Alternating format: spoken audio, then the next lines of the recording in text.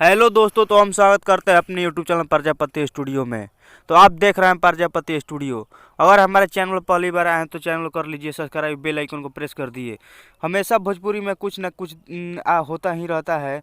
तो हाल ही में कल एक प्रियंका सिंह का स्टेज शो था, जिसमें तो उनको कुछ अपमानित शब्द बोल दिया गया है, जिससे वो फुट फुट कर रोने लगी थी।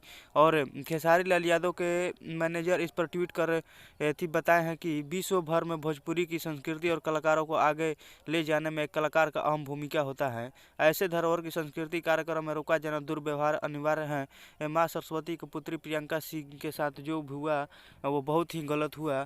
ऐसा ऐसा करके खेसारी लाल यादव के मैनेजर सोनू पांडे ने कुछ ट्वीट किया है, जो कि बहुत ही ऐसा बात नहीं होना चाहिए हमारे भोजपुरी कलाकारों के लिए, जो कि बहुत ही अपमानजनक बात है हमारे लिए भी, क्योंकि ये बहुत ही सभ्य और माना जाए तो बहुत ही अच्छा कला गाती हैं, और इनको ऐसा किया गया है जो कि बहुत ही गलत बात है। ऐसा तनिक भी नहीं होना चाहिए।